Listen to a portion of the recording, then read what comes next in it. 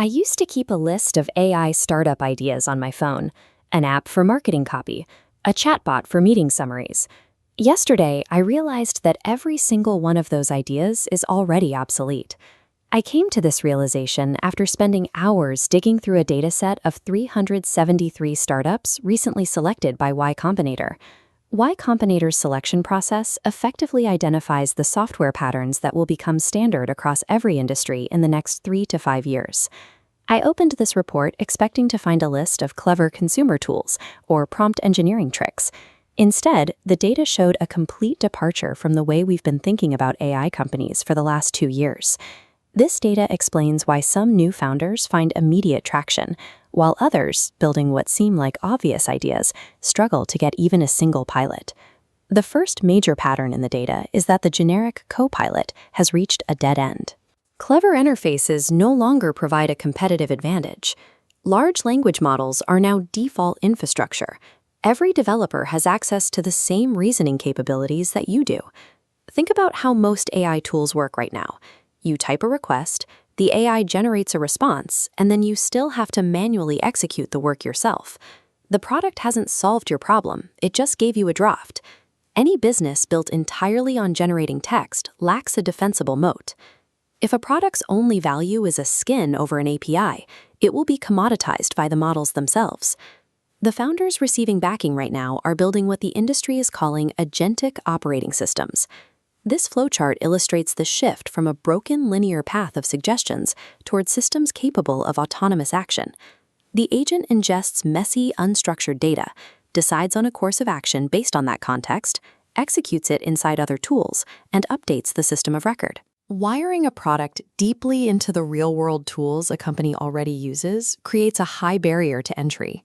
It's difficult for a competitor to displace a system that is actively managing databases and sending transactions. In the enterprise, value is created when a system owns the entire workflow, removing the human from the manual labor loop entirely. Granting an agent the authority to act inside a production system creates a massive liability problem. A mistake in a marketing email is embarrassing. A mistake where a finance agent wires $10,000 to the wrong vendor is a catastrophe. This explains a fascinating sublayer in the YC data. Many of the fastest-growing startups are building the trust infrastructure required to manage these agents: permissions, audit logs, and secure sandboxes. These systems operate by enforcing human approval checkpoints, maintaining unalterable evidence trails of why an AI made a specific decision, and offering instant rollback features. In this new environment, customers pay for the evidence and the audit trail. The automation is a secondary benefit. For founders starting today, the data suggests moving away from shallow novelty tools designed for a generic audience. The current blueprint for success is outcome-based software.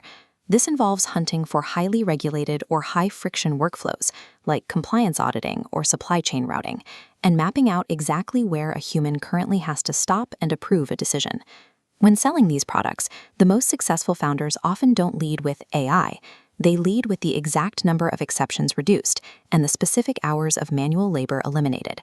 Solving boring, high-friction problems with verifiable outcomes is the most direct path to product-market fit. A moment of wonder. The dataset reveals a striking efficiency. Look at this spike.